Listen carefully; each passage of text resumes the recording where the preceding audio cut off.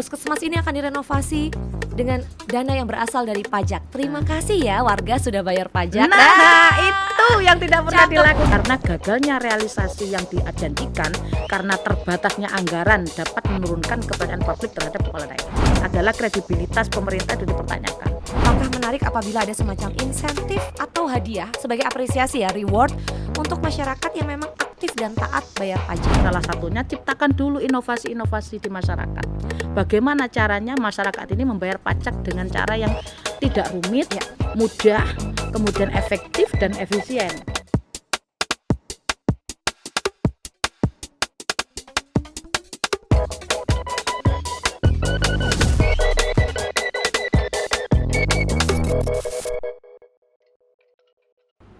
Hai sedulur Kompas TV, apa kabar hari ini? Mudah-mudahan sehat, senantiasa dalam lindungan Tuhan Yang Maha Esa Allah Subhanahu wa Ta'ala. Dan senang sekali saya Rizky Adi Putri bisa kembali hadir menyapa dalam podcast saja, podcast Sapa Jawa Timur. Dan di episode kali ini ada satu diskusi yang akan sangat menarik, karena belum lama ini, tepatnya pada tanggal 23 September 2025, Rencana Anggaran Pendapatan dan Belanja Negara RAPBN 2026 telah disahkan dalam rapat paripurna DPR RI. Itu artinya sudah ada pos penganggaran untuk tahun 2026 belanja negara. Termasuk diantaranya ini yang menarik karena di dalam RAPBN 2026 yang kini sudah menjadi APBN tercantum pos anggaran dana transfer ke daerah yang berkurang prosentasenya dibandingkan pada APBN 2025. Itu artinya akan ada penurunan juga ke masing-masing provinsi. Konon sejumlah pengamat menyampaikan akan ada beberapa dampak. Salah satunya melemahkan kapasitas belanja daerah termasuk mengurangi peredaran uang dan konsumsi di masyarakat. Namun jadi pertanyaan, bagaimana dengan pemerintah Provinsi Jawa Timur, apa langkah yang dilakukan, dan bagaimana legislatif khususnya rekan-rekan di DPRD Provinsi Jawa Timur memberikan dukungan lewat pengawasan dan juga usulan-usulan penyaluran aspirasi rakyat masyarakat Jawa Timur agar belanja pemerintah Provinsi Jawa Timur tetap tepat sasaran dan tidak terlalu terdampak oleh penurunan APBN 2026 yang diterima lewat dana transfer ke daerah. Hari ini spesial karena tentu saya akan berbincang dengan sosok yang aktif di Komisi C DPRD Provinsi Jawa Timur. Beliau adalah Ibu Hermin, Sarjana Pendidikan Islam, Magister Pendidikan, dan tema kita kali ini inovasi pajak daerah, strategi meningkatkan pendapatan asli Jawa Timur. Saya sapa beliau dulu yang kalau di dapil panggilan akrabnya Bunda, Mak Sri, tapi hari ini saya izin menyapa Bu Hermin. Assalamualaikum warahmatullahi wabarakatuh. Waalaikumsalam warahmatullahi wabarakatuh. Kabarnya gimana? Cantik sekali, segar sekali. Sehat alhamdulillah. Alhamdulillah baik. Padahal lagi sibuk keliling-keliling ya Ibu, undangan kesana kemari untuk berbincang dan berdiskusi. Komisi C sampai dengan hari ini yang diuruskan seputar keuangan perbankan, perpajakan retribusi, pemegang kas daerah, perusahaan patungan, badan usaha dan penanaman modal termasuk pengawasan keuangan dan pembangunan daerah. Tapi hari ini kita akan bicara inovasi pajak daerah. Okay. Sebelum kesana, kita akan ngobrol seru ini nanti di tengah-tengah diskusi kita. Saya pengen, gak cuman saya yang kenal Bunda lebih akrab, tapi sedulur Kompas TV yang hari ini juga menyimak semakin akrab dengan Bunda. Ini kalau ditelusuri SPDI MPD, Sarjana Pendidikan Islam, Magister Pendidikan. Iya. Sebelumnya pendidik. Betul sekali. Sampai hari ini jiwa pendidiknya pun masih ada, walaupun Masih. tidak lagi bergelar atau berprofesi sebagai guru. Iya, tapi masih berkecimpung di dunia pendidikan juga. Itu mantap betul. Bunda, cerita dong. Apa yang membuat Bunda Hermin itu pada saat itu memilih menempuh pendidikan Islam dan kemudian magister pendidikan, menjadi seorang guru, menjadi seorang kepala sekolah dan juga ketua yayasan pada masanya. Cerita apa yang mendasari itu Bunda? Dasar awal saya itu memilih itu ya karena memang saya ini kebetulan lulus dari SLTA itu kepinginnya itu memang cita-cita saya menjadi guru gitu loh. Dari awal? Dari awal. Ada dorongan keluarga nggak? Mungkin orang tua yang guru juga atau bagaimana begitu? Kalau keluarga insya Allah dorongannya terkait dengan finansial yaitu biaya ya, Support. juga doa, terutama doa gitu. Itu keinginan saya sendiri gitu. Oh wow. Saya ingin jadi guru dan kebetulan yang saya inginkan tuh guru bahasa Indonesia sebenarnya. Tapi oleh guru saya saat saya menempuh S1 itu jurusan agama, justru beliau menyampaikan kamu ndak usah ngajar agama, kamu kalau agama sudah bidangnya, kamu harus harus cari tantangan yang lain, kamu harus belajar ngajar umum gitu. Oh, Gitu. Jadi pas padahal alhamdulillah doa saya doa yang terkabulkan. terkabul. Meskipun saya itu jurusannya agama, SPD itu kan agama, tapi saya ngajar umum juga, yaitu bahasa Indonesia. Sesuai Sesuai panggilan hati. sesuai keinginan awal saya. Secara keilmuan karena memang dulu juga belajar di madrasah ya. Betul. Lulusan MA Al-Qadiri, Ah, lanjut S1-nya juga Staifas iya, Kencong. ah. Itu memang panggilannya awalnya pokoknya jadi guru. Pokoknya jadi guru. Jadi guru. Jadi guru pun saya mengawali dari bawah loh Mbak ya. Jadi nggak serta-merta jadi guru. Jadi saya kebetulan ada di pondok pesantren. Nggih. Jadi awal mula saya itu meniti karir kecil-kecilan kalau menurut saya. Jadi awal mula saya pas tiba-tiba jadi guru, sebelumnya saya ngajar TPQ gitu. Kemudian Itu dari zaman kuliah atau masih madrasah sudah ngajar adik-adik yang lebih muda? masih madrasah, sudah ngajar Masya adik-adik gitu. Allah. Jadi ngajar TPQ waktu itu masih metodenya itu kiroati kalau nggak salah Qiraati, itu nggih. ya. Kalau lainnya ikro kita pakai metode kiroati. Kemudian setelah itu juga sama guru juga ditugasi ngajar kitab sama adik-adik itu. Lah, kemudian lulus SLTA saya dianjurkan untuk kuliah Lanjutkan pendidikan. sambil saya bantu-bantu ngajar gitulah. Waktu zaman SMA bantu-bantu ngajar, itu kan nun sewu nggih, bentuknya kan pengabdian dan pelayanan. Betul sekali. Pasti yang dikejar bukan Bukan nominal, tambahan uang jajan. bukan HR, bukan gaji ya. Tapi bagaimana caranya kita itu mengabdi untuk pondok pesantren yang memang sudah membesarkan kita, gitu seperti itu. Masya Allah. Jadi urusan nominal, jujur saya tidak pernah mikir itu. Yang penting saya itu bisa mengamalkan apa yang saya punya, bisa meluangkan waktu saya sesuai dengan keinginan saya, dan kiranya waktu saya itu digunakan untuk hal-hal yang baik, itu aja. Luar biasa, saya sepakat. Kebahagiaan apa yang Bunda Hermin rasakan pada saat ngajar adik-adik di pondok pesantren? Itu kan bisa jadi nggak cuman junior ya di Ya. madrasah atau pondok pesantren, tapi juga anak-anak yang hidup di lingkungan sekitar yang datang untuk belajar. Iya. Apa-apa yang dirasakan?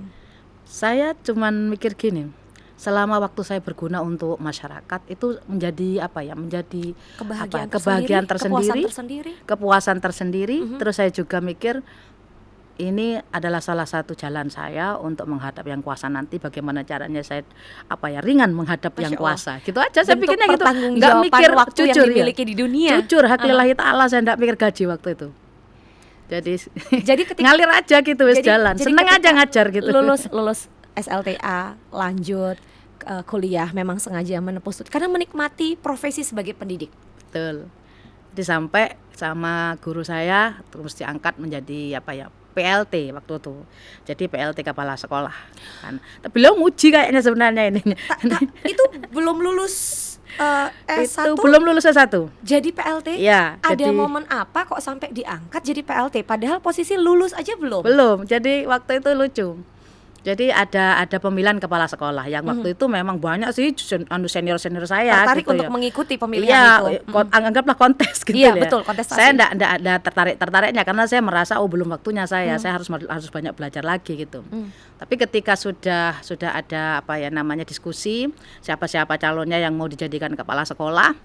Kemudian ada salah satu yang nyeletuk gitu. Nanti kalau Bu Hermin ya jadi kepala sekolah bisa berapa ini, ketat ini gitu-gitu lah gitu. Oh. Jadi malah nanti kita nggak bisa santai gitu. Padahal saya itu waktu itu masih junior ya gitu. Iya, Tapi hitungannya. masih sudah ada yang bilang gitu. Akhirnya matur ke pengasuh.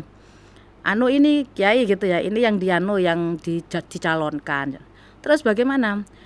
Ada yang bilang kalau sampai menjadi kepala sekolah nanti ke sekolahnya tambah ketat. Loh itu yang saya cari. Dari gitu pengasuh, jadi saya langsung diangkat jadi kepala sekolah. Masya Allah. Berawal dari celetukan, padahal tadinya mau dilakukan secara kontes begitu Betul. ya. Saya tidak masuk dalam pencalonan Awalnya, sebenarnya. Ya, tapi gitu. justru pengasuh justru memilih saya untuk sebagai PLT. jadi menunjuk pada saat itu Iya, sebagai PLT. sebagai Berjalan PLT. berapa lama menjadi Mulai PLT kepala sekolah? 2001 sampai 2014. Allahu Akbar. Jadi PLT-nya saya terus. Jadi yang di lapangan saya itu. Baru 2014 awal saya baru ditunjuk langsung kepala sekolah secara langsung. Jadi namanya kepala sekolah itu saya langsung. Bunda, Bayangkan Bunda. 2001 sampai 2014. itu 14 tahun status PLT. Betul. mohon maaf ya, Ya. kalau orang yang ambisius pengen kejar status ya, Iya. posisi, Pasti nggak anu. nggak akan mau dan nggak akan Betul, nyaman. gitu. Apalagi bertahan dalam kurun waktu yang panjang, 1-2 tahun aja kerasa. Ya. Kok gak diangkat-angkat, istilahnya kan gitu. Ini setelah 14 tahun baru diangkat. Aneh. Ya, tapi itu caranya guru saya yang gembleng saya kayaknya. Kalau cuma setahun 2 tahun kayaknya belum mampu saya kan. Jadinya Masya sampai Allah. 14 tahun. Tapi saya jalannya enjoy aja. Selagi itu perintah guru saya, ya saya tuh enjoy aja jalan. Saya cuma cari barokahnya beliau aja gitu. Perintah itu perintah yang baik yang datang dari guru. Betul. Jadi memang saya dipatuhi karena saya positive thinking pada guru saya. Pasti guru saya punya maksud. Punya Nggak mungkin maksudnya jelek. Jadi saya enjoy aja jalaninya itu. Nggak kerasa tiba-tiba sudah 14 tahun baru sudah sekarang kamu namanya kepala sekolahnya gitu. itu komitmen yang luar biasa. Karena kalau jadi PLT kepala sekolah kemudian menjadi kepala sekolah, itu kan hal yang paling besar yang berdampak bagi diri Bunda sebagai seorang individu adalah faktor leadership, kepemimpinan. Selama sekian waktu menjabat, apalagi kan ada guru-guru senior juga. Betul. Bahkan mungkin sebelumnya statusnya bukan kolega. Di antaranya mungkin ada yang dulunya mengajar Bunda juga gitu. Iya betul sekali. Bagaimana ini Ada senior langsung- saya guru saya. Langsung di benak saya begini, bagaimana cara menjadi seorang pemimpin muda mengomunikasikan kebijakan dan program sekolah dengan status PLT awalnya dan kemudian menjadi kepala sekolah supaya bisa diterima dengan baik oleh rekan-rekan yang bahkan notabene senior dan adalah guru. Itu butuh strategi komunikasi yang luar biasa. Ya ini kebetulan kan saya ngambil S2 MPD-nya itu kan baru-baru ini. Nggih. Jadi kayaknya saya dulu itu kalau saya pikir-pikir saya tuh dulu teorinya, prakteknya dulu tuh Dulu prakteknya prakteknya. dulu. Lah Padahal kemarin belum ini belajar teorinya gitu. Cuman tidak semuanya teori yang saya terapkan tuh ternyata tidak kurang sepenuhnya benar ya gitu ya. Karena bagaimanapun juga saya harus menyesuaikan dengan senior-senior saya Betul, gitu. situasi di lapangan. Rasa sungkan tuh saya sebenarnya Pasti masih ada, ada. pasti Cuman ada. kan saya dituntut untuk bagaimana caranya profesional. Meskipun saya lebih muda, saya harus bagaimana caranya membawa lembaga itu ke dalam lebih baik lagi ke depannya seperti itu. Dan terbukti selama menjabat sebagai PLT, selanjutnya kepala sekolah, pencapaian yang menurut Bunda Hermin ini sesuai nih dengan harapan saya selama saya menjadi pemimpin di antara rekan-rekan termasuk senior. Apa pencapaian yang menurut Bunda, Masya Allah, tabarakallah, ini luar biasa sekali saya bisa ada di titik itu. Ya hari ini. Oh, Allahu Akbar. Kepercayaan yang begitu besar, reputasi yang positif, penerimaan masyarakat yang baik terhadap Bunda. Iya. Jadi justru yang kemarin adalah perjalanan. Perjalanan, proses masih. Dengan pilihan pendukung yang memutuskan untuk memilih Bunda menempati posisi anggota legislatif hari ini DPRD Provinsi Jawa Timur, itu salah satu bentuk pencapaian dan prosesnya panjang sekali. 2001, 2013 PLT, 2014 langsung jadi kepala sekolah. Kepala sekolah. Disitulah saya mulai masuk dalam dunia politik. 2014. Ya. Awal mulanya gimana? Seorang Bunda Hermin. Awal mulanya saya terjun ini politik. sebenarnya itu statusnya itu jurkam sebenarnya. Mulanya digandeng untuk support menjadi juru kampanye. Jurkam. Mulanya, Ya, betul, mulanya gitu. oleh partai yang sampai hari ini membesarkan Sampai hari ini Bunda. membesarkan saya. Sejak awal, Sejak fraksi awal. Partai Gerindra. 2014 itu 14. kan awal berdirinya Partai Gerindra. Betul. Jadi kan babat alas itu Bunda. Ya, betul. Ketika Prabowo boleh dibilang Bapak Presiden hari ini, pada saat itu masih mendulang kepercayaan. Betul. Kan nggak mudah babat alas itu. Kok Bunda berkenan untuk jadi juru kampanye? Feeling saya mengatakan Pak Prabowo adalah sosok pemimpin yang insya Allah bisa membawa Indonesia ke depan itu lebih baik lagi. Ada momen saya ada niat saya tuh mantap untuk mendukung masuk dalam Gerindra. Partai Gerindra seperti itu. Ada momen apa yang membuat Bunda Hermin merasa entah itu lewat sambutan beliau, pertemuan, Sosok beliau aja. sosok. Karena beliau itu kayaknya itu betul-betul jiwa patriotismenya itu ada dalam diri beliau itu. Itu terasa. Jadi Sekali. feeling itu yang Bunda yakini, Iya. sehingga ketika mendapat kepercayaan untuk menjadi juru kampanye, Iya. Bunda terima. Iya. Pada saat itu kan statusnya kepala sekolah. Kepala sekolah. Nah, mohon izin bertanya. Tapi kan bukan PNS, jadi jadi bebas aman aja. ya, jadi aman ya, Aman. Karena walaupun status juru kampanye pada saat itu masih menyandang gelar sebagai kepala sekolah, tapi tidak kemudian membuat Bunda memaksakan pilihan kepada teman-teman di sekolah, terlebih murid-murid, Tidak. putra-putri didik. Tidak. Secara profesional terpisah. Kapan menjadi juru kampanye, kapan menjadi kepala sekolah. Betul. Tidak mengganggu tugas saya di sekolah. Jadi 2014 menjadi juru kampanye dan kemudian masuk ke dunia politik Ya, sebagai kader. 2014 saya jadi Jurkam, kemudian 2019 saya kebetulan ikut organisasi yang namanya Laskar Sholawat Nusantara. Nah, ini menarik nih. Itu selain ikut berbarengan dengan jadi pengurus juga jadi pengurus muslimat. Nah, Bunda sebentar ya, permisi. Dari nama aja Laskar Sholawat Nusantara Muslimat NU. Bunda, punten, permisi, itu biasanya identik dengan partai yang berbeda yang benderanya hijau. Ya, PKB. PKB, betul. Tidakkah ada pertanyaan dari teman-teman, "Mbok yo nek terjun politik nang kene ae," gitu. Pasti ada undangan-undangan. Ada, cuman kan sekarang kita itu harus Secara menggiring mindset dewasa. masyarakat ya. Kalau bagi kami itu ya jangan terlalu fanatik dengan partai lah, tapi bagaimana caranya partai ini bisa mengayomi, merangkul, menyentuh masyarakat di bawah. Itu Jadi aja. kita bicara kontribusi ya. Seperti Apapun itu. partainya, yang terpenting adalah kontribusinya. Betul. seperti Sebagai itu. representasi dari partai. Sip, menarik. Lanjut. Sejak 2017 sampai hari ini aktif di Laskar Sholawat Nusantara. Sejak 2020 sampai hari ini aktif di Muslimat NU. 2020 sampai hari ini Ketua Sri Kandi Laskar Sholawat Nusantara. Ya. Masya Allah. Bunda. Jadi ceritanya itu 2019 saya kan diangkat jadi Ketua Umum Sri Kandi Laskar Sholawat Nusantara. Lah Itu sebenarnya nasional. nasional. Cakupannya. Jadi Laskar Sholawat Nusantara itu sebenarnya itu ada beberapa sayap ya, yang harus selalu saya jabarkan ini, bahwasanya kita di organisasi Laskar Sholawat Nusantara itu ada presidennya, tapi bukan Pak Prabowo gitu ya. Presiden Jadi untuk Presiden Laskar Laskar Sholawat Sholawat Nusantara itu adalah Gus Muhammad Fawait SMSC, yang hari ini kebetulan beliau menjabat sebagai Bupati Jember. Masya Allah. Nah, waktu itu setelah dibentuk Laskar Sholawat Nusantara, kami salah satunya saya adalah sebagai Dewan Pengurus Pusat Laskar Sholawat Nusantaranya. Lah setelah itu dibentuk sayap-sayap Laskar Sholawat Nusantara. Lah sayap Laskar Sholawat Nusantara ini ada 4 sayap. Mungkin yang Sri Kandi itu adalah ibaratnya anak itu anak bungsu gitu loh. Anak sulungnya itu adalah Serikat Tani Laskar Sholawat Nusantara, Serikat Tani. di mana di dalamnya itu adalah kumpulannya para petani-petani ya. Di situ. Kemudian ada Serikat Pengusaha Laskar Sholawat Nusantara. Di dalam itu ada komunitas pengusaha. Itu segala macam usaha ada di situ, bisa melewati SPLS singkatannya. Kemudian sayap yang ketiga adalah Serikat Mahasiswa Laskar Sholawat Nusantara. Nah, namanya mahasiswa berarti kan komunitasnya mahasiswa. Dan yang keempat adalah Sri Kandi Laskar Sholawat Nusantara. Nah, Sri Kandi Laskar Sholawat Nusantara ini selalu saya sampaikan juga bahwasanya beda dengan organisasi-organisasi yang lain, yang salah satunya adalah organisasi yang di dalamnya saya masuk. Di situ saya muslimat, tapi kalau di muslimat ya muslimat. Tapi beda dengan Sri Kandi Laskar Sholawat Nusantara.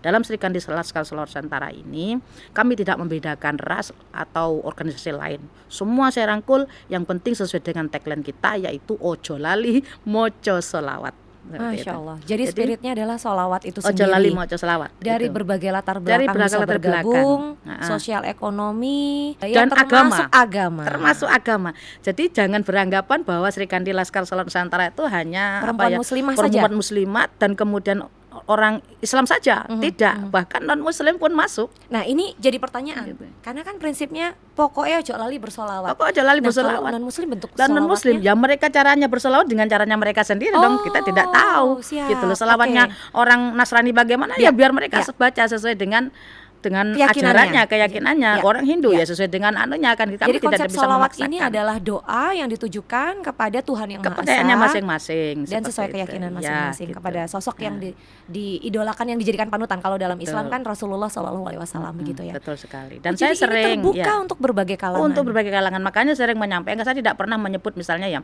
ketua-ketua muslimat. Nah, kenapa? Saya bukan berarti bukan berarti itu tidak suka dengan muslimat. Saya salah satu pengurus muslimat. Tapi di sini harus bisa membedakan gitu loh. Saya selalu menyebutnya ketua-ketua kelompok pengajian. Kenapa? Karena kalau saya menyebut ketua-ketua muslimat, tentu yang kayak Aisyah, Muhammadiyah, LDII, kemudian Nasrani, Hindu, Buddha akan cemburu sosial nanti. Karena mereka identik beda, dengan satu organisasi. Tapi ketua kelompok pengajian bisa jemaat, bisa ketua pengajian dan sebagainya. Maka itu saya lebih lebih mengucapkannya itu lebih pada ketua-ketua kelompok pengajian. Seperti itu. Masya Allah, luar biasa. Dan memang spiritnya itu ya, bersatu dalam keragaman. Betul. Dan selalu mengingat kehadiran Tuhan yang Maha Esa gitu. Bunda, saya jadi tertarik sekali ya. Karena kan sejak 2020 sudah di Ketua Sri Kandi, tapi masuk ke DPRD sendiri. Nah, kita bicara kontestasi pemilihan anggota legislatif. Betul.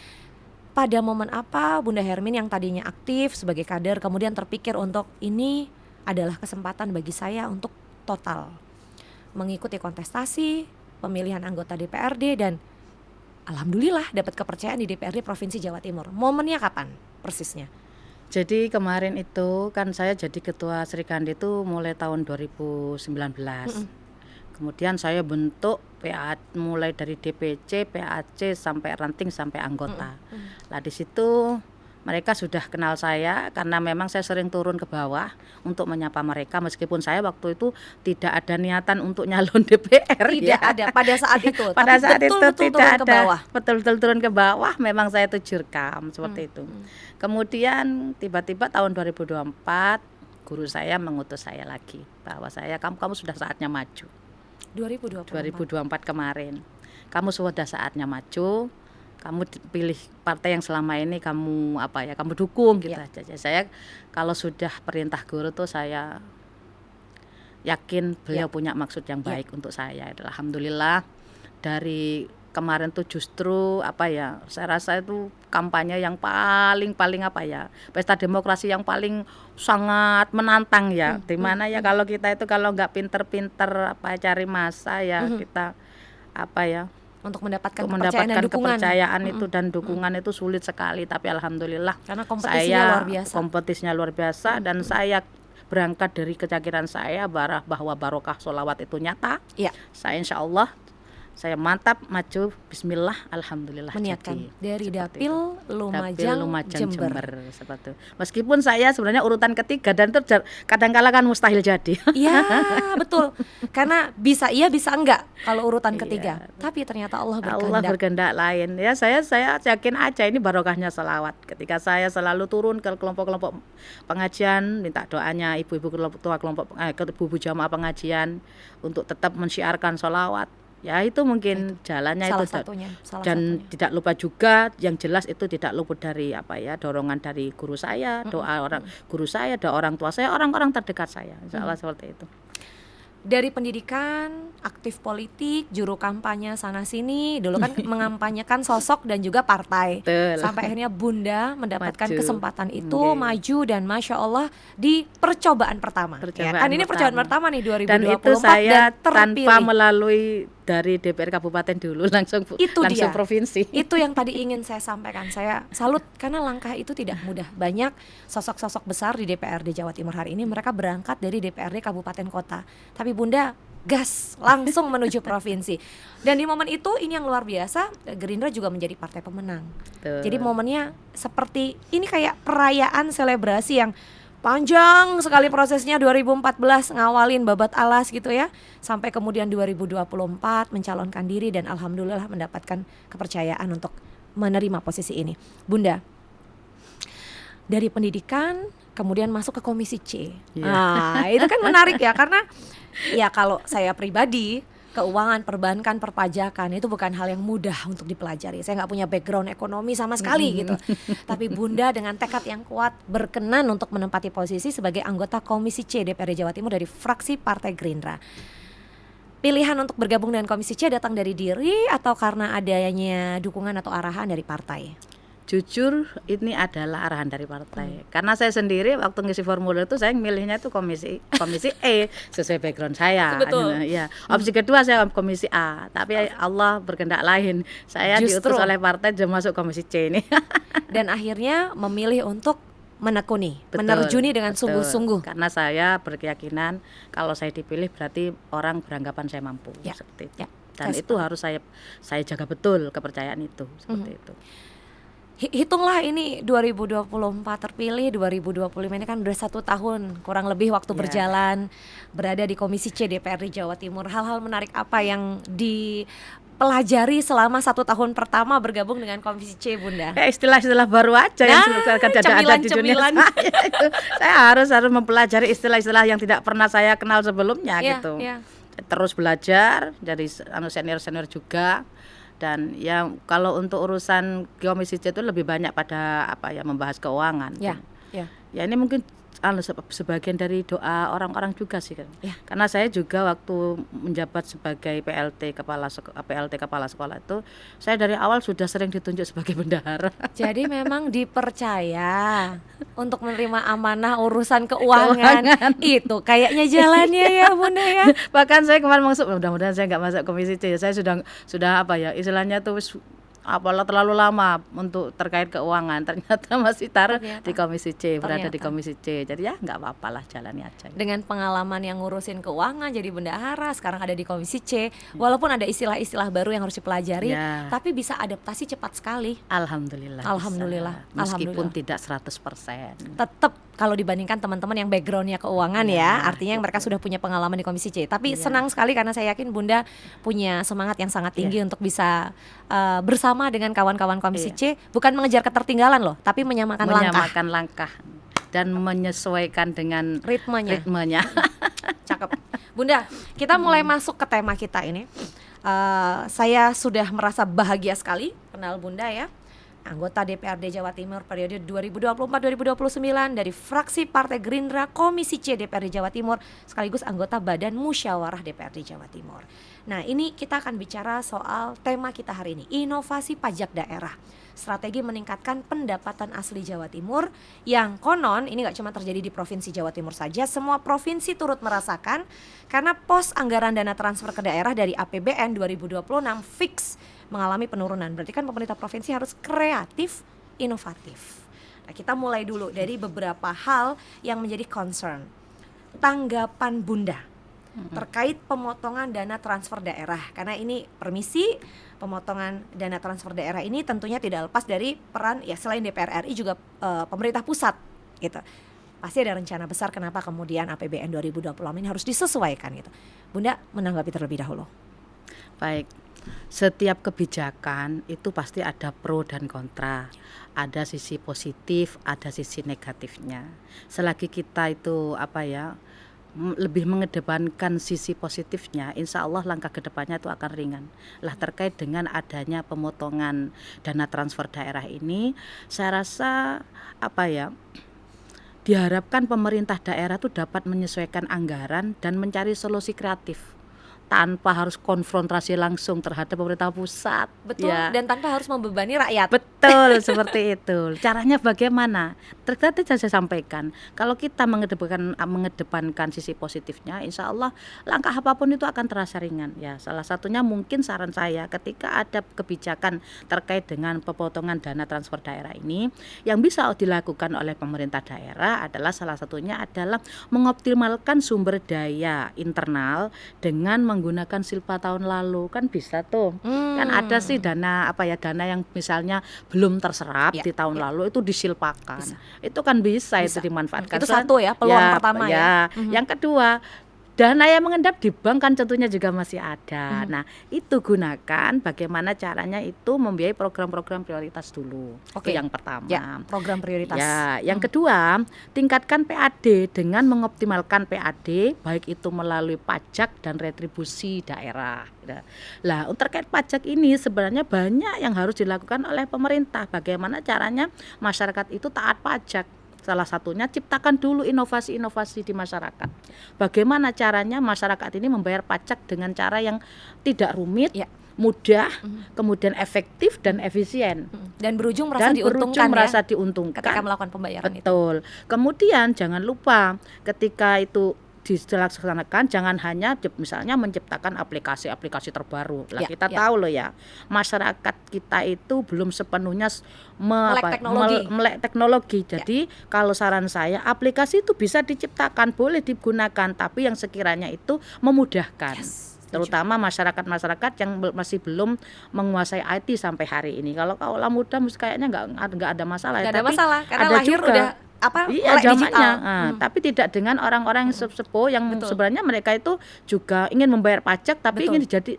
ingin apa ya, ingin Aktif dikasih berkontribusi. kemudahan seperti itu. Maka itu perlu pendampingan kalau menurut saya, Setuju. supaya masyarakat ini taat pajak. Dan ini salah satu cara bagaimana cara menyikapi hari ini ada pemotongan transfer itu, seperti itu. Jadi kita jangan konfront dulu lah gitu loh. Betul. Pasti banyak cara kok yang masih harus dilakukan. Kenapa harus kita bingung gara-gara pemotongan seperti itu? Itu saya pribadi. Selain itu juga mencari sumber pembiayaan alternatif dengan menjelajahi opsi pendapatan kreatif seperti kolaborasi dengan pihak swasta ataupun skema pinjaman lain dengan syarat tidak memberatkan.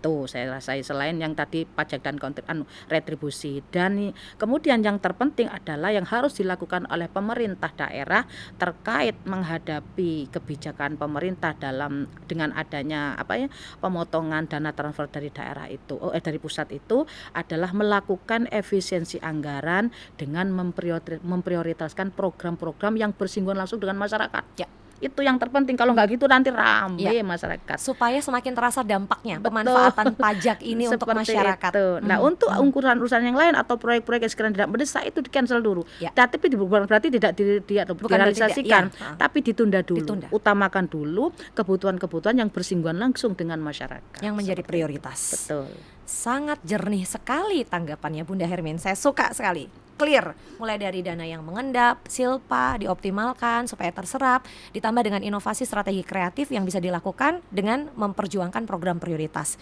Nah, dari sini bagaimana Bunda melihat Provinsi Jawa Timur hari ini, langkah pemerintah Provinsi Jawa Timur? Ini salah satunya ya, saya melihat Pemprov ini tampak sigap dan antisipatif. Jadi Bunda tahu di beberapa daerah itu terjadi, mohon maaf, gesekan atau konflik dengan masyarakat, tapi alhamdulillah sepanjang yang saya tahu di Provinsi Jawa Timur relatif kondusif. Saya pengen tahu pandangan Bunda terhadap dampak program ini, kebijakan ini untuk Provinsi Jawa Timur. Dampak, yang namanya dampak kadang-kala kita tuh sudah dilihat dari kalimatnya aja dampak. Kayaknya kok pasti negatif gitu ya. Negatif itu. Ya ada sih yang negatif ya aja, yang positif juga. Nah, kalau saya tuh ditanya bagaimana sih dampak terkait dengan pemotongan dana transfer daerah terhadap Jawa Timur, maka dengan adanya pemotongan dana transfer daerah itu tentu berdampak terhadap terhambatnya pembangunan infrastruktur yang bisa jadi sudah direncanakan sejak tahun-tahun karena sebelumnya. Itu sudah mulai terganggu dengan kualitas layanan publiknya. Ini contoh misalnya ya terkait dengan pembangunan infrastruktur dengan adanya pemotongan dana transfer dari daerah dari pusat, tentunya proyek infrastruktur dasar seperti pembangunan jalan, kemudian jembatan, kemudian pelabuhan dan sebagainya itu nantinya ada lagi yang fasilitas kesehatan, pendidikan yaitu tentu pasti itu nanti akan tertunda. Terhenti atau tertunda. Ya. Nah, tertunda. Terus kemudian program pembangunan yang sudah dirancang itu atau direncanakan termasuk visi misi kepala daerah ya, pasti itu nanti akan terancam tidak terwujud. Seperti itu pertama dampaknya. Itu kalau dilihat dari infrastruktur. Terus kalau terkait dengan terganggunya kualitas layanan publik, bagaimana dengan adanya pengurangan dana transfer dari pusat ini? Saya rasa akan mempengaruhi kemampuan daerah dalam membiayai layanan publik. Kemudian penyesuaian anggaran bisa berujung pada pemotongan yang berdampak langsung pada masyarakat. Tapi harapan saya tidak seperti itu. Jangan sampai ini memberatkan masyarakat. Setuju. Ya. Itu kalau dilihat dari layanan publik. Terus kalau dilihat dari kemampuan fiskal daerah, bagaimana terkait dampak ini? Dana yang terbatas itu akan membuat pemerintah daerah harus menyusun ulang anggaran, ya kan? Harus menyusun ulang anggaran dan menyesuaikan dengan belanja. Lah bagaimana? Kalau kita menggunakan anggaran yang lama sedangkan dananya dipotong, otomatis kan pasti tidak akan tercapai. Betul. Untuk melaksanakan itu harus menyusun ulang anggaran sekaligus menyesuaikan dengan bentuk kegiatannya. Baru itu bisa terserap seperti itu. Kemudian memicu pemerintah daerah untuk menaikkan pajak atau retribusi untuk menggantikan kekurangan anggaran ini yang tidak kami inginkan. Mudah-mudahan Jawa Timur tidak sampai seperti itu ya. Amin. Tidak sampai seperti itu, tapi lebih kita berinovasi aja bagaimana caranya ini tidak terjadi seperti itu. Terus yang ini jelas sangat lagi ya, adalah kredibilitas pemerintah itu dipertanyakan.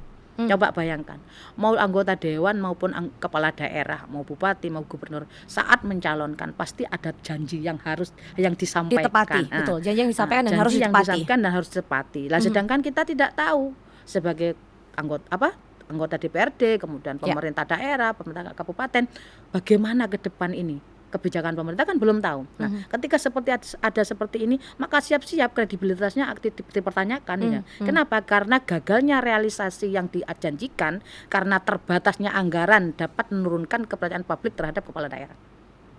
Itu yang harus diantisipasi. Harus diantisipasi ketika itu. program yang dijanjikan, program kerja itu harus tertunda, bahkan tidak mungkin terwujud karena adanya faktor penurunan penerimaan anggaran tadi. Itu yang sisi negatifnya mungkin ya Mbak ya. Ya. Tapi jangan lupa setiap Selalu kebijakan selalu ada sisi positifnya. positifnya. Lah sisi positifnya nih sebenarnya dengan adanya pemotongan dana transfer daerah ini adalah momentum bagi pemerintah daerah untuk melakukan efisiensi belanja yang awalnya loss, sekarang mulai direm ya. Supaya efektif dan caranya efisien. apa? Yang diprioritaskan, yang terutama berhubungan langsung dengan masyarakat itu yang harus didahulukan. Lah kemudian selain itu juga cari sumber pendapatan alternatif seperti contohnya optimalisasi BUMD, kemudian menarik investasi swasta itu kan bisa dilakukan juga. Akhirnya memang banyak pihak stakeholder yang kena senggol, tapi kan tujuannya baik. Betul. Tujuannya baik. Nah, nyambung yang sama penting ini. jangan sampai memberatkan, membebani masyarakat gitu aja. Yang penting masyarakat tidak kemudian terbeban. Walaupun ada pihak-pihak yang bisa digandeng dirangkul untuk kolaborasi. Nah, berkaitan dengan ini nyambung strategi menghadapi kebijakan agar PAD tetap meningkat. Usulan rekan-rekan Komisi C khususnya Bunda Hermin apa? Berbicara terkait strategi, saya rasa untuk menghadapi kebijakan tersebut, pemerintah daerah itu perlu melakukan hal-hal. Pertama adalah yang harus dilakukan adalah diversifikasi sumber pendapatan. Ya, nah dalam hal ini pemerintah perlu mengurangi ketergantungan pada dana transfer ya. Daerah, betul. Jadi jangan istilahnya kalau dalam bahasa itu tamak ya. Jadi mengharap sesuatu terus atau gitu. gandoli. Seperti itu, menggantungkan diri Menggantungkan gitu. diri. Nah, dengan adanya kebijakan ini saya rasa itu pemerintah perlu berangsur-angsur mengurangi ketergantungan tersebut dengan mencari sumber-sumber pendapatan baru. Contoh apa saja yang bisa dicari dari mana saja, optimalkan pajak dan retribusi daerah. Sampai hari ini kita tahu bahwasannya PAD terbanyak yang menyumbangkan PAD-nya adalah dari PKB, pajak kendaraan bermotor. Cuman kadangkala sekali lagi di bawah itu kurangnya pendampingan ya terkait pembayaran ini gitu atau inovasi-inovasi. Tapi saya rasa setiap daerah tuh punya inovasi-inovasi yang istilahnya tuh bagus-bagus istilahnya tuh. Cuman mudah-mudahan tuh bukan hanya seremonial belaka, tapi betul-betul diterapkan di lapangan. Nah, kayak di misalnya Sogun itu kan sosialisasi orang gunung. Itu kan memfasilitasi masyarakat gunung yang istilahnya tuh kesulitan arealnya akses. dari atas akses ke bawah itu kan sulit. Bagaimana caranya pemerintah menjemput bola? Jemput bola. Nah, seperti itu. Itu yang perlu dilakukan dan upaya-upaya lain tentunya. Kemudian kalau kita kemarin mungkin beranggapan paling banyak itu adalah dari sumber pendapatan asli daerahnya dari PKB, maka itu harus kita giring lagi nih mindsetnya ya. Dengan adanya pemotongan pemotongan dana transfer daerah itu tidak hanya itu saja sebenarnya. Ada lagi yaitu mengembangkan potensi ekonomi lokal. Ya ini kadang-kadang kita sepelekan, tapi lek gedung kepepet kayaknya ingat sudah gitu. Oh iya ya, bisa ternyata gitu. Apa potensi lokal itu? Itu kan sektor pertanian, kemudian perkebunan, perikanan, pariwisata, apalagi pariwisata. Oh ini kalau mau bisa mengelola ini banyak menyumbangkan PAD nantinya. Betul. Dari luar daerah, bukan dari dalam daerah itu sendiri. Belum lagi kerajinan tangan yang selama ini masyarakat yang punya skill itu sebenarnya kurang disentuh, kurang dibiayai, kurang dimodali sehingga kreatif mereka tuh kayak terpendam gitu. Padahal itu juga sebenarnya menguntungkan bagi daerahnya seperti itu. Belum lagi UMKM. Kita tahu UMKM ini adalah tulang punggung ekonomi. Di mana saat pandemi itu kita masih ingat pandemi kemarin ya. UMKM ini masih berdiri tegak ya untuk menghadapi situasi semacam itu. Sehingga hari ini harusnya perhatian pemerintah itu lebih fokus lagi bagaimana UMKM ini bisa berkembang dengan cara beri akses permodalan yang mudah, Ya. kemudian pendampingan, pendampingan, sampai ke saluran marketing pelatihan secara gitu. digital Betul. supaya marketnya nggak cuma provinsi tapi juga Indonesia bahkan Iya, dunia. seperti itu. Mhm. Nah, kemudian ada pengelolaan keuangan yang inovatif. Nah, ini kita butuh terkait hal itu karena dalam hal ini pemerintah perlu menerapkan pendekatan baru dalam pengelolaan keuangan untuk mengatasi keterbatasan fiskal daerah. Nah, lah, apa contohnya? Membuat skema kerjasama pemerintah dengan badan usaha, kemudian optimalkan aset daerah. Nah, kadangkala Ya, kita aset daerah. Hari yang ini Komisi bahkan C dia mangkrak ya, padahal itu betul. bisa. Komisi C hari ini dioptimalkan. menggali aset daerah yang ada di Jawa Timur itu apa saja. Dan Kenapa? ternyata banyak Karena sekali. rata-rata di bawah banyak aset daerah yang terbengkalai ya. Padahal itu kalau dirawat insya Allah banyak toh Potensi sewa. potensinya sewa. Tapi kalau nggak Kerjasama. dirawat, bagaimana mungkin mereka akan tertarik Tertarik. untuk menyewa? Nah, Betul. lah ini yang sebenarnya menjadi PR kita, bagaimana aset daerah ini bisa menambah PAD. Nah, itu Seperti menarik itu. Bunda. Potensi sewa aset daerah yang kemudian oleh para pelaku usaha bisa jadi ruang untuk menjadi ya display entah itu usaha F&B bahkan pariwisata kan kita nggak tahu ya Kayak ada potensi-potensinya. pameran-pameran, gedung Betul. serbaguna kan bisa digunakan itu. Betul, seperti betul. itu. Dengan nilai sewa yang terbilang terjangkau oleh masyarakat, para Saya pelaku rasa usaha. sangat terjangkau. Kalau kami itu kunjungan tuh ternyata hanya sewanya segini-segini lah. Ini Anda ini diperbaiki. Kenapa sewanya kok murah? Ya karena Ya, memang fasilitasnya kondisi kurang apa memadai adanya. ya. Coba Betul. ini dirawat, pasti akan Pasti lebih akan naik lebih lagi tinggi nilai gitu loh, jual, seperti nilai itu. sewanya. Tidak hanya itu saja sebenarnya terkait dengan strategi itu. Kemudian peningkatan efisiensi dan tata kelola. Tentunya langkah-langkah ini bertujuan untuk memastikan setiap rupiah dana yang dimiliki dimanfaatkan secara maksimal. Contoh terkait efisiensi belanjanya, Ya. tata kelolanya, ataupun sistem informasi terintegrasinya. Nah, itu. Itu teknisnya kalau menurut saya. Jadi semua bisa akses, baik pemerintah, dinas terkait ya, badan terkait, termasuk masyarakat yang Ya, tertarik. Nah, betul. Bunda, tadi salah satu yang disebut adalah inovasi. Tadi kata kuncinya ada diversifikasi, kemudian butuh inovasi. Kalau bicara inovasi, apa yang secara spesifik kiranya perlu dilakukan oleh pemerintah Provinsi Jawa Timur untuk dapat meningkatkan secara signifikan penerimaan pajak ya, selain dari PKB tadi.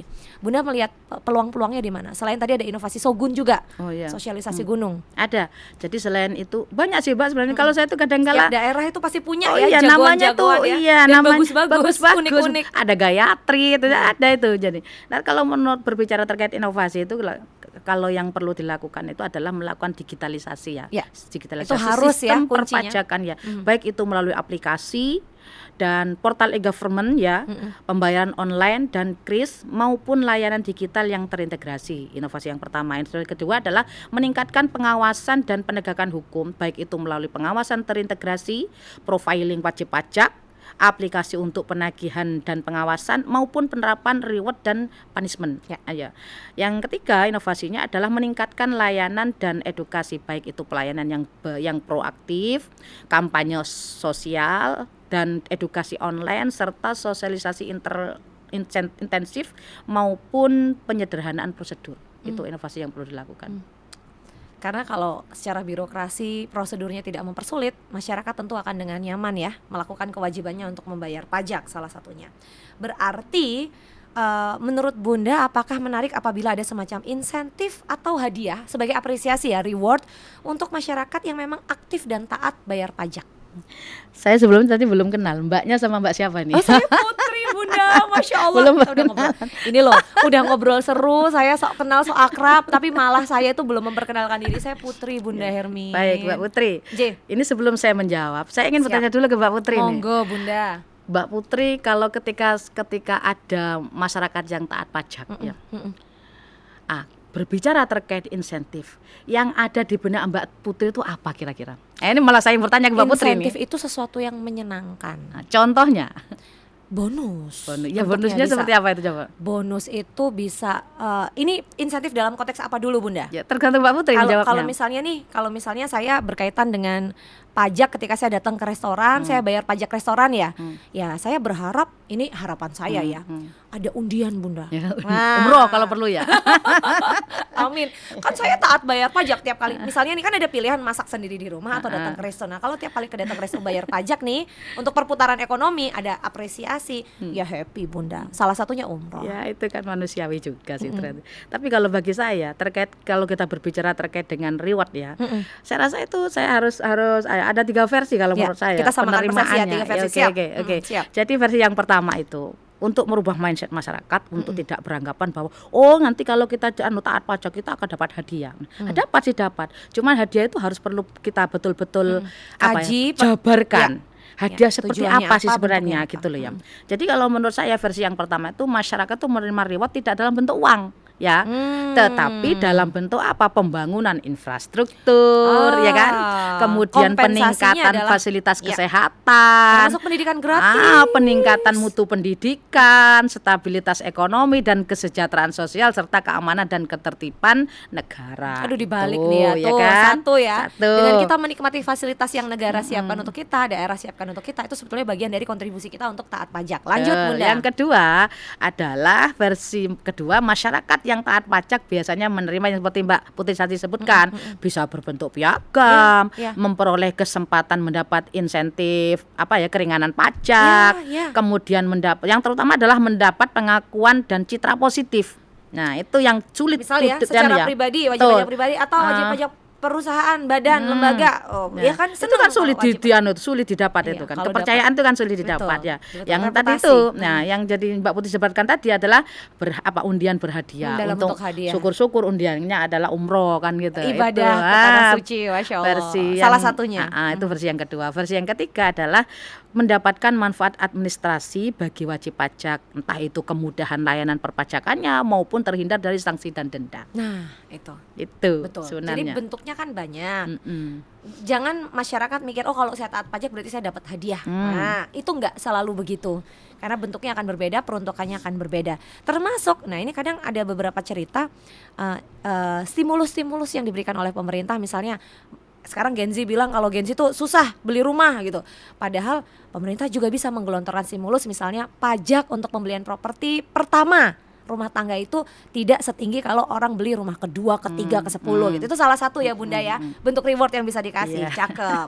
Nah, berarti ini selanjutnya dari pandangan Bunda Hermin sendiri, inovasi kemudahan membayar pajak yang sudah disiapkan oleh pemerintah sampai dengan hari ini sejauh mana sudah diterapkan dan benefitnya bagi masyarakat seperti apa? Inovasi kemudahan membayar pajak itu sebenarnya diterapkan secara signifikan, Ya. baik itu melalui DJP maupun pemerintah daerah, di mana di tingkat daerah biasanya itu melalui aplikasi Signal Ya. itu ya, kemudian ada Smartech itu, Smartech, ada Cantik. Nah, Cantik ini bukan cantik wajah, tapi channel pembayaran pajak elektronik. Istilah-istilah itu namanya ya, menarik bagus-bagus ya. Iya. Kemudian selain itu juga mobil pajak keliling itu. Ya, Itu untuk inovasinya. memudahkan ya. Bentuk jemput bolanya ya. Betul. Sip, berarti sudah berjalan dengan sangat baik, diterapkan dengan sangat baik, menyusul inovasi-inovasi lain yang sesuai kebutuhan masyarakat ke depan. Nah, lanjut nih Bunda, bagaimana agar pajak kemudian tidak membebani masyarakat, khususnya kelas menengah. Kalau menengah bawah kan ada privilege yang diterima ya berkaitan dengan pajak, tapi menengah nih ke bawah enggak, sangat mampu juga enggak. Ya, maka kemarin tadi kita sampaikan di awal bagaimana caranya kebijakan ini tidak membebani masyarakat ya. Ya. Entah itu alasannya pemotongan atau apa. Lah, berbagai cara itu dapat dilakukan agar pajak tidak terlalu membebani masyarakat. Nah, baik itu melalui kebijakan pemerintah maupun strategi cerdas dan individu itu sendiri. Ya. Contoh yang dari melalui kebijakan pemerintah itu bisa revisi kebijakan pajak pertumbuhan pemerintah, bisa menerapkan sistem pajak progresif yang lebih adil, terus kemudian mendapatkan insentif pajak seperti yang barusan kita bahas, dan meningkatkan kualitas layanan publik. Itu kalau dari segi kebijakan pemerintah. Terus kemudian kalau melalui strategi individu itu saya rasa yang perlu dilakukan adalah melakukan perencanaan pajak atau tax planning ya. Nah, kemudian memanfaatkan fasilitas keringanan pajak yang ada, investasi dengan strategi pajak yang cerdas, pahami peraturan perpajakan, serta perhatikan pengeluaran kena PPh-nya. Itu yang terpenting. Ya. Ada program menarik Bunda, ini juga saya mengikuti tanggal 1 Oktober 2025 ya sampai 30 November 2025 dalam rangka memperingati hari jadi ke-80 Provinsi Jawa Timur. Pemerintah provinsi menggelar program namanya pembebasan pajak daerah. Nah, ini satu program yang tentu akan menjadi salah satu bentuk stimulus dorongan supaya masyarakat tidak merasa terbeban, tapi sekaligus menunjukkan komitmen dan kontribusi. Tanggapan Bunda terhadap program pembebasan pajak daerah Provinsi Jawa Timur tahun ini? 2 bulan full programnya. Tentu ini kami apresiasi sekali ya terhadap program tersebut, karena banyak membantu masyarakat, banyak fasilitas yang didapat dari program tersebut tentunya ya.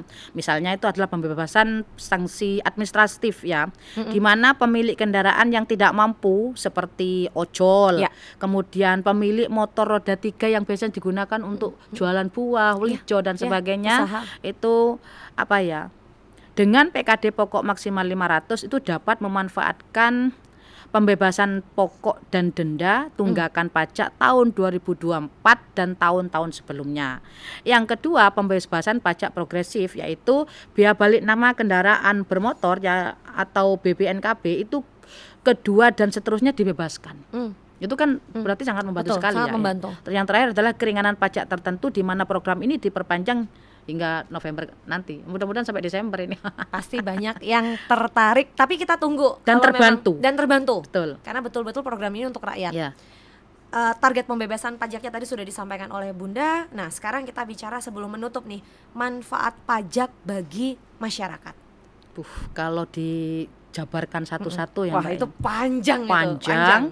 Tapi mudah-mudahan sudah banyak masyarakat yang memahami bahwasanya pajak itu sebenarnya dipungut dari rakyat, nanti kembalikan kepada rakyat. Cuman bentuk pengembaliannya ini kalau tidak dijelaskan langsung, disosialisasikan langsung kepada masyarakat, itu juga akan berdampak dengan ketidaktahuan masyarakat, sehingga masyarakat yang taat pajak tidak meningkat. Coba ini disabarkan gitu ya. Insya Allah masyarakat itu lebih nyaman ketika mereka itu membayar pajak, karena ketika sudah melewati jalan inginnya mereka aman. Ya, betul.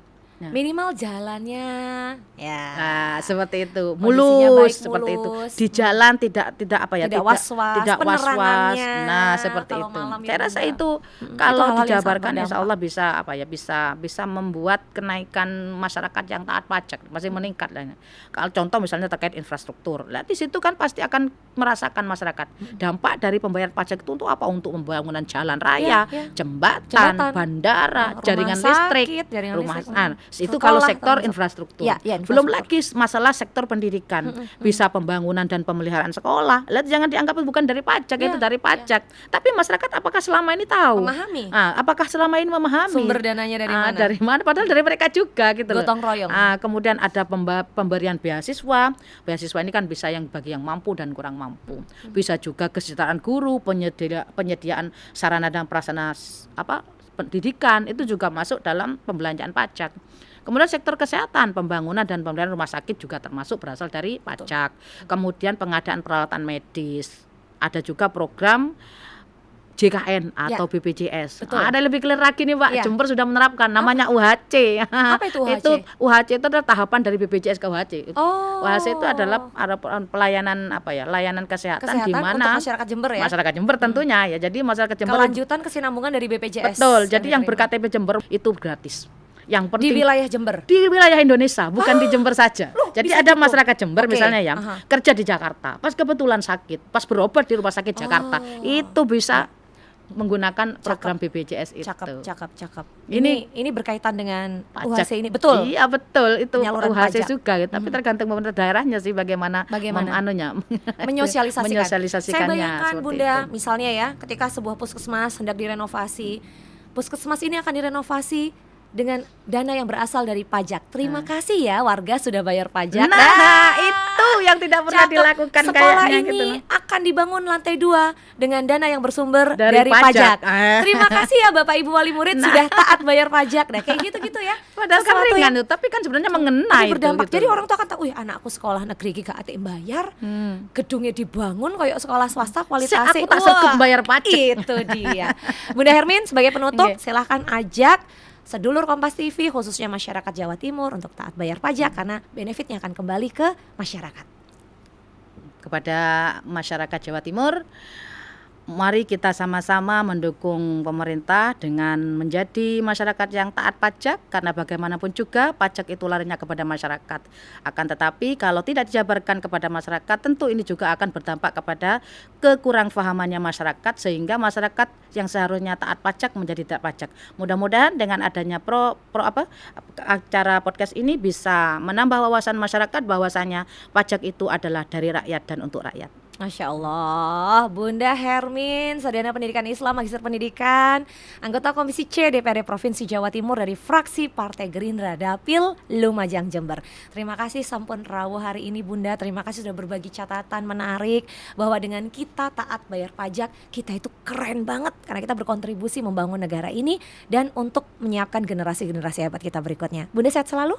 Insya Allah ketemu lagi di podcast saja, podcast Sapa Jawa Timur, persembahan Kompas TV, independen terpercaya. Jangan lupa like, subscribe, dan bagikan informasi ini kepada segenap, gak cuma keluarga ya, teman, kolega, sahabat, untuk bisa dukung pemerintah, taat bayar pajak, dan bikin Jawa Timur semakin maju sejahtera. Saya pamit, terima kasih. Wassalamualaikum warahmatullahi wabarakatuh, dan sampai jumpa di podcast saja episode berikutnya.